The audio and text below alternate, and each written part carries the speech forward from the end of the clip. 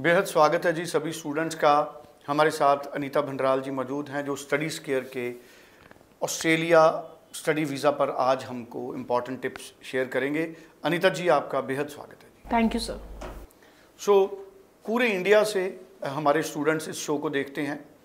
अहमदाबाद हो, गुजरात हो, इंदौर हो, एमपी हो, पंजाब हो, हरियाणा हो, हिमाचल हो।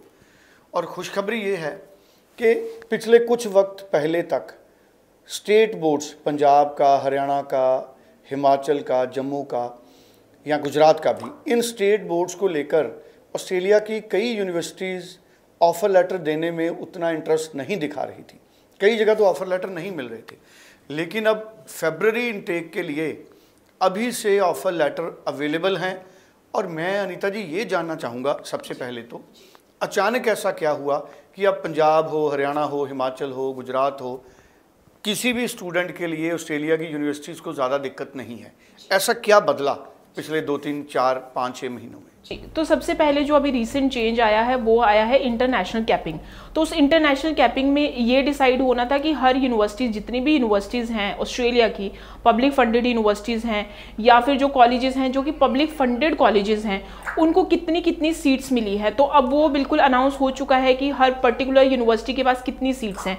अब यूनिवर्सिटी को पता है कि हमारे पास इस टाइम पे कैपेसिटी है कि हम एक साल के अंदर 2000 या 3000 स्टूडेंट्स हैं वो हम रिक्रूट कर सकते हैं। तो ऐसे में स्टूडेंट्स ने, ऐसे में यूनिवर्सिटीज़ ने अपनी जो रिस्ट्रिक्शंस हैं in term of the state board, in term of the percentage, वो कंपैरेटिवली थोड़ी सी उन्होंने इजी कर दी है स्टूडेंट्स के लिए। और सबसे बड़ी चीज़ जो हुई है मार्केट में, जो मुझे लगता है कि पहले students were not aware, they were really dependent on the consultant की कंसल्टेंट बताएगा इस यूनिवर्सिटी में अप्लाई करना है तो करना है, ये डॉक्यूमेंट दिखाना है तो दिखाना है। लेकिन अब इस टाइम पे just because of this social media और मे बी बहुत सारे जो लोग हैं वो बिल्कुल everything is available on the Google. तो अब स्टूडेंट्स का भी इसी तरह से रुझान है कि जो भी चीज़ दिखानी है वो जेन्युइन दिखानी है, वो भी फ्रॉड, अगर कोई ऐसा जो डॉक्यूमेंट है वो उसके साथ नहीं जा रहे हैं। तो इसकी वजह से मुझे जो लगता है पंजाब एंड हरियाणा के मार्केट में कंपैरेटिवली सुधार हुआ है, क्योंकि इस मार्केट में जो सुधार होने का मतलब यही है कि अब यूनिवर्सिटीज़ को भी कहीं ना कहीं कॉन्फिडेंस लगा है आने कि अब जो भी वो एप्लीकेशन एक्सेप्ट कर रहे हैं, जो भी वो एप्लीकेशन उनको मिल रही हैं, वो कहीं ना कहीं कंपैरेटिवली जेन्युइन है।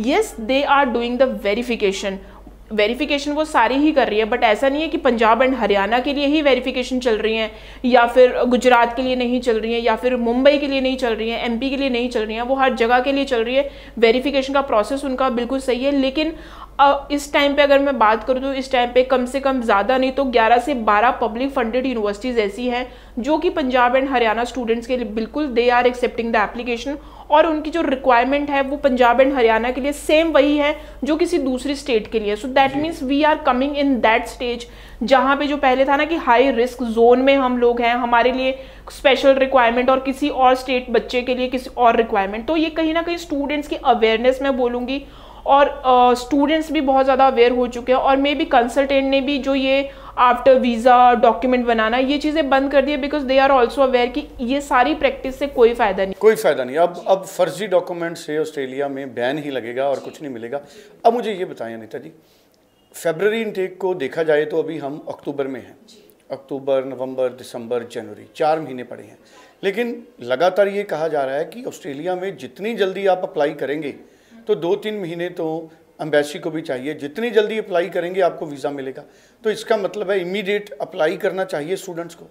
हाँ सर, इस टाइम पे अगर मैं इनटेक की अवेलेबिलिटी की बात करती हूँ तो नवंबर इनटेक के लिए भी एडमिशंस ओपन है एंड फरवरी के लिए भी। लेकिन समझदार वही होगा जो कि फरवरी इनटेक में अप्लाई करेगा। उसका रीज़न मैं आपको बता देती हूँ, क्योंकि जब ये इंटरनेशनल कैपिंग इंट्रोड्यूस हुई थी उस टाइम पे कहीं ना कहीं ये भी न्यूज़ सामने आ गई थी कि अब जो वीज़ा डिसीजन का जो टाइम है वो 70 to 80 डेज़ का लगेगा, यानी कि 2 से 3 महीने या 3 साढ़े 3 महीने आप मान के चलिए, ठीक है।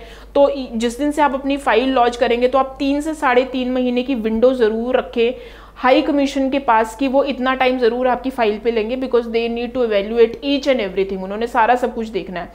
सो अब इस चीज़ में क्या है कि हम इस टाइम पे उस पे ना जाए कि हमें ऑफर लेटर कितनी जल्दी मिल रहा है, बिकॉज बहुत सारी यूनिवर्सिटीज़ हैं जो कि offer letter within 24 hours भी दे रही हैं, विद इन 1 वीक भी दे रही हैं। और अगर मैं जीएस को क्लियर करने की बात करूँ तो बहुत सारी यूनिवर्सिटीज़ ऐसी हैं जो कि who are clearing the GS within the 7 working days. तो इस टाइम पे अगर डिले है तो ना आपको हमारी तरफ से कुछ डिले मिलेगा, बिकॉज जैसे ही आप डॉक्यूमेंट सबमिट करवाओगे within 24 hours we will submit your application and within 48 hours you will get the offer letter. यानी कि आज आपने अप्लाई किया, अगले 3 से 4 दिन के बाद आपके पास ऑफर लेटर होगा। और अगर आपके पास फंडिंग सारी अवेलेबल है तो आपका जो अनकंडीशनल ऑफर लेटर आप एक्सपेक्ट कर रहे हैं आज से 10 दिन के बाद आप एक्सपेक्ट कर रहे हैं, यानी कि 12 से 13 अक्टूबर के बीच में।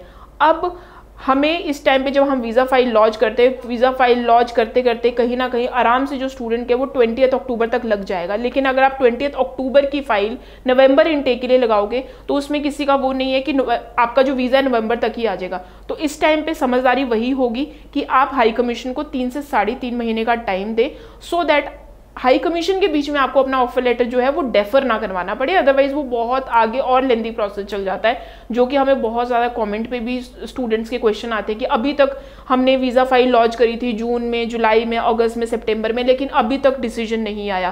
तो उन्हीं स्टूडेंट्स का डिसीजन लेट होता है जिन्होंने बहुत जल्दी में फाइल लॉन्च की होती है, तो एम्बेसी के बीच में उनकी जो फाइल है वो क्यू में चली जाती है। तो better not to go in queue, आप बिल्कुल स्ट्रीमलाइन प्रोसेस के साथ जाएँ।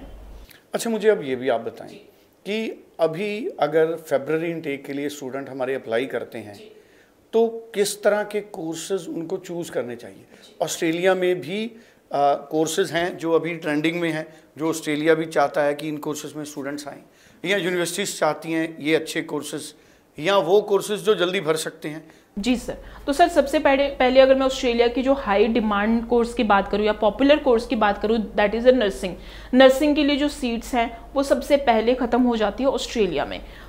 अगर मैं दूसरे कोर्स की बात करूँ तो कहीं ना कहीं जो आपके जो कोर्सेज रहते हैं related to the pharmacy, medical, इस तरह के जो कोर्सेज हैं वो बहुत जल्दी फिल हो जाते हैं।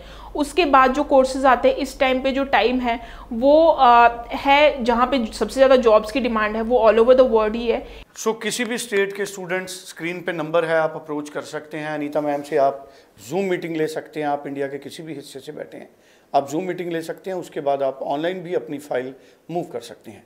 Thank you so much. इस नंबर पे आप सभी स्टूडेंट्स बात कर सकते हैं। Thank you.